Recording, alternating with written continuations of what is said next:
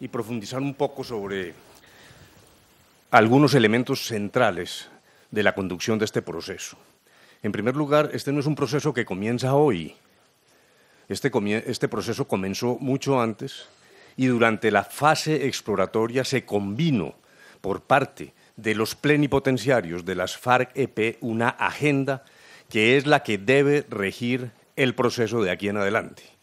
Yo quiero señalar con toda claridad que los temas que han aflorado en el día de hoy no pertenecen a esa agenda ni serán discutidos por los delegados del gobierno colombiano. En primer lugar, no vamos a discutir la llamada doctrina militar. Nosotros, como colombianos, entendemos que el Ejército de Colombia, sus Fuerzas Armadas, su policía, están cumpliendo deberes constitucionales y lo están haciendo con el apoyo de la inmensa mayoría de los colombianos. Tenemos unas Fuerzas Armadas que se han modernizado, que respetan los derechos humanos, que pese a acontecimientos aislados están trabajando en muy difíciles circunstancias, cumpliendo estrictamente los estándares nacionales e internacionales en esa materia. Ese tema no va a ser discutido en esta fase. Ese tema no corresponde a la agenda que es la única guía de este proceso. De igual modo, el modelo económico no es un tema que esté en discusión en esta mesa, ni la inversión extranjera. Yo quiero insistir en que aquí de lo que se trata es de agotar una agenda de aquellos elementos que están ligados a la finalización del conflicto y exclusivamente esos elementos. Las ideas políticas que quiera ventilar las FARC a ellos les corresponden, pero una vez finalizado este conflicto deben hacerlo sin armas.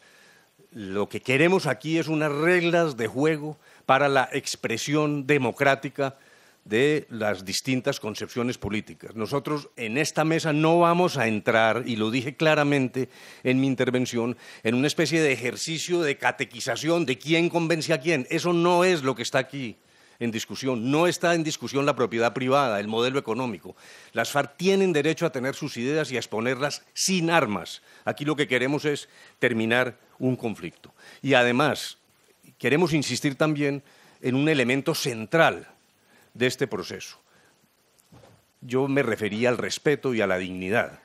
No es de recibo la alusión a nombres de personas, a nombres de ciudadanos colombianos. Aquí no venimos a hacer una discusión sobre personas, venimos a hacer una discusión sobre elementos concretos de la agenda, 5 puntos concretos que deben conducir a la finalización del conflicto. De tal manera que yo quiero insistir en el tratamiento digno y respetuoso que exigimos en el transcurso de estas conversaciones. Y además, reitero, la agenda fue producto de un acuerdo suscrito por plenipotenciarios. O sea, es de responsabilidad de las FARC ceñirse a una agenda que fue pactada. El gobierno continuará en su proceso, está en condiciones de hacer valoraciones periódicas. Queremos un proceso eficaz, rápido, fluido, pero también estamos en condiciones, como lo dice el acuerdo, de examinar periódicamente si las conversaciones avanzan. Y en caso de que ello no sea así, el gobierno ha dicho que no es rehén de este proceso. La próxima cuestión va a Marisol Gómez del periódico El Tiempo.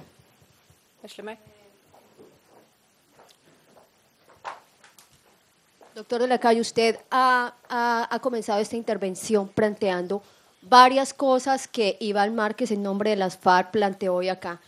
¿Ustedes sienten en este momento, muy particularmente usted ha mencionado, que las FARC deben ceñirse al acuerdo que se hizo en La Habana? ¿Usted siente en este momento que Iván Márquez les está cambiando la agenda? Nosotros nos atenemos a un acuerdo que fue suscrito en La Habana, firmado por plenipotenciarios de las FARC, que por lo tanto comprometen a las FARC. Las ideas políticas de las FARC, aquí no estamos en una discusión como en una especie de plaza pública a ver quién tiene la razón desde el punto de vista político. Aquí vamos a encauzar estas conversaciones exclusivamente a la luz de lo pactado y acordado con las FARC. Ese es el propósito. Nosotros no estamos en plan de convencer a nadie. No me parece que se trate igualmente de un esfuerzo para que nos convenzan de nuestras ideas. Lo esencial es que en Colombia la política no puede hacerse con armas. Y ese es el propósito de estas conversaciones, y ese es nuestro norte, y no nos vamos a desviar de allí. Si las conversaciones, repito, no avanzan, el gobierno no se sentirá en ningún momento rehén de este proceso. AFP, Eva Rodríguez. Hola, quería saber, ya han fracasado 3 procesos de paz y quería saber en qué se basa para que no vaya a fracasar este. Nosotros creemos que este es un proceso que se desarrolla en condiciones muy distintas al pasado. En primer lugar, lo mencioné muy tangencialmente y quiero profundizar en esto. La situación de Colombia hoy es totalmente distinta al pasado. Estos últimos 10 años han implicado una transformación social muy importante. Las cifras de pobreza han disminuido de manera importante. Estamos luchando a través de una agenda social contra el desempleo. Hay una multiplicidad de programas que buscan la equidad social en Colombia. Luego, la discusión, repito, no es esa, pero ese es un elemento que tiene que ser tenido en cuenta para establecer que las condiciones en que entramos a discutir hoy son totalmente distintas. En segundo lugar, a diferencia del pasado, no habrá zonas desmilitarizadas, no habrá despeje. En tercer lugar, no se tratará el tema del cese al fuego, sino en el momento del acuerdo final para la terminación del conflicto armado. Las operaciones militares y de policía, la justicia, continuarán funcionando normalmente en cumplimiento de las obligaciones constitucionales del Estado. Eso no está en discusión. Eso se tratará solo en el punto 3, cuando a él arribemos, en términos de la finalización del conflicto armado interno. En cuarto lugar, hay claramente un liderazgo presidencial. El presidente de la República ha impulsado este proceso, conoce a fondo los temas del orden público, es respetado por los colombianos, por las ramas del poder, es respetado por los militares, por los miembros de la Policía Nacional. Es una coyuntura histórica importante. En quinto lugar, repito, no hay cese de operaciones militares, hay una continuidad en el cumplimiento de obligaciones constitucionales. El entorno internacional también es distinto. La lucha armada es un anacronismo. Después de 48 años de conflicto en Colombia no tiene ningún sentido la terminación de este conflicto. Hay una correlación militar también completamente diferente. Hay una fuerza pública moderna, eficaz, se ha demostrado en 1000 oportunidades. Luego, todo el entorno nacional e internacional, todas las coordenadas del derecho penal nacional e internacional implican que hay unas circunstancias totalmente distintas, y eso es lo que hace pensar que hay una ventana de oportunidad, y en ese sentido continuaremos buscándola en tanto y en cuanto, lo repito, estas conversaciones avancen por la senda ya pactada por plenipotenciarios de las FARC. Francisco Tulundo, Colomundo Radio. Por favor, que se presente. Buenas tardes, Francisco Tolande de Colmundo Radio Colombia, doctor de la calle. Quería preguntarle qué tan drástica o flexible, qué tan elástica es la agenda para que eventualmente se pueda aceptar una insinuación de la sociedad colombiana o de sectores de la sociedad que plantean unos mínimos humanitarios para atenuar el impacto del conflicto en la sociedad civil, los atentados a la infraestructura petrolera, reclutamiento de niños, o simple y llanamente ese es uno de los riesgos, que siga el desangre del país mientras se negocia en medio del conflicto? La mejor manera de humanizar el conflicto es terminarlo. El gobierno está convencido de eso. Se trata de no prolongar el conflicto, hay que terminarlo, y por eso se ha insistido en la necesidad de unas conversaciones rápidas y eficaces. Esa es la mejor respuesta a su pregunta. En el futuro, en la medida en que las condiciones lo permitan, estamos dispuestos, en conjunto con los elementos finales para la terminación del conflicto y con la suscripción del acuerdo final, que es en lo que debe terminar la fase 2, a examinar estas circunstancias. Pero la respuesta es: trabajemos rápido, que es la mejor manera de evitar lo que está ocurriendo hoy en Colombia. Vivian Sequera, del AP. Buenas tardes, soy Vivian Sequera de Associated Press. Doctor de la calle, ustedes regresan hoy mismo a Bogotá simplemente porque hay muchas versiones y pues entre el hermetismo y entendemos las limitaciones, me gustaría saber, ustedes regresan hoy a Bogotá, regresa la FARC hoy mismo a Cuba, ¿dónde está el general Naranjo? Y si me permite, general Mora, no es fácil ver a un hombre que combatió a la guerrilla durante tanto tiempo. Me gustaría que usted nos hiciera, por favor, simplemente cómo se sintió cuando vio a delegados de la FARC, si usted ya conocía a Iván Márquez. Díganos, ¿cómo es eso para usted que representa en este momento a Colombia y pues lleva en su corazón el uniforme? No. Comienzo con el Gracias. último punto. El vocero de la mesa es quien les habla. Los miembros de la delegación no van a responder preguntas. Luego, dijéramos que esa última pregunta está descartada. Sobre el general Naranjo quiero explicar lo siguiente. El general Naranjo pertenece al grupo de plenipotenciarios de la mesa de negociaciones. No pudo venir en esta ocasión por compromisos internacionales que tiene en este momento, en medio de una agenda agitada. El general Naranjo se incorporará a las conversaciones cuando ello sea necesario y en el momento en que pueda cumplir estos compromisos, pero él está permanentemente informado de lo que está ocurriendo, contamos con su opinión, él está presente aquí en el sentido virtual de que conoce todas las particularidades de lo que se ha discutido en estos días. Y en cuanto al regreso, nosotros regresamos en el día de mañana a la ciudad de Bogotá. Juan Pablo Barrientos, Teleantología. Buenas tardes. Doctor de la Calle, buenas tardes. Juan Pablo Barrientos de Teleantioquia Noticias, del canal regional Teleantioquia. Si al finalizar el proceso de paz se le otorga legitimidad política a las FARC, ¿esto implicaría que se cae la parapolítica? ¿Me puede explicar mejor su pregunta? Pues uno de los puntos en la agenda es darle legitimidad, participación política a las FARC. ¿Esto implica que se cae la parapolítica en el país? La parapolítica.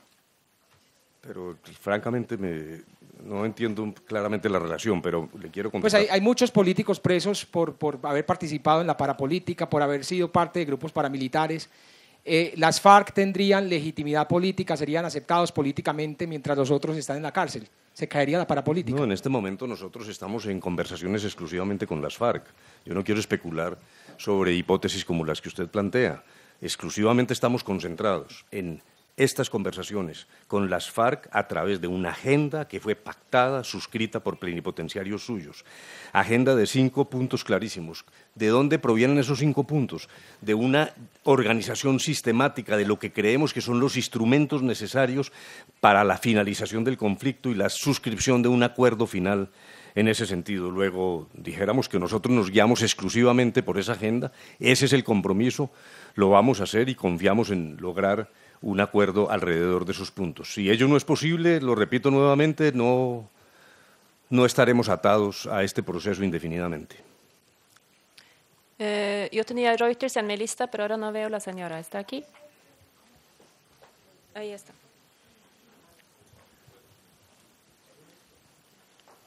Bakersley.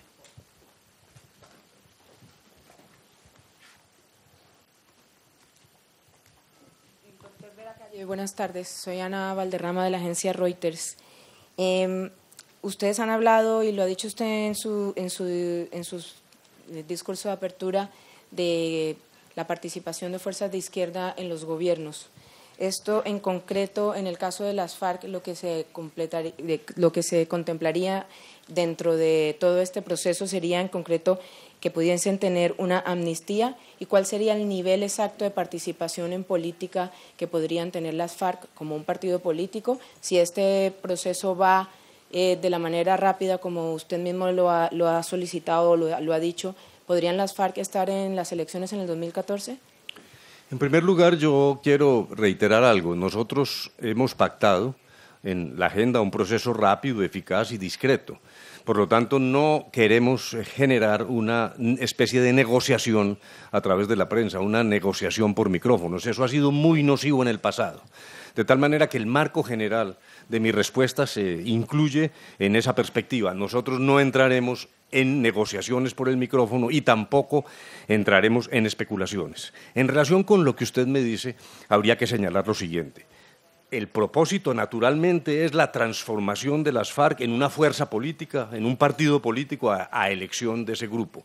Eso quiere decir que estamos en condiciones de encontrar acuerdos alrededor de los 5 puntos de la agenda para promover esa transformación de las FARC. Una cosa es la organización y su posibilidad de expresión política, y otra, los integrantes de esa organización. Esos integrantes tendrán que encontrar decisiones en materia judicial que se enmarcan en un proceso de justicia transicional, que se enmarcarán en un proceso de justicia transicional, dentro del cual Colombia honrará los compromisos internacionales que tiene sobre la materia.